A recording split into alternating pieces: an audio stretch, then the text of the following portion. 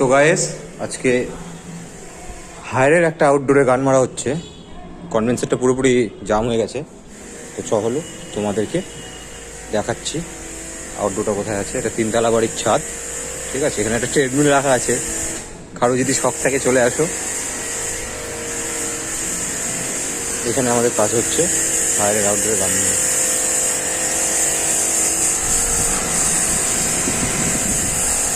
দেখো গায়ে কীভাবে নোংরা হয়েছে, দেখো তোমরা।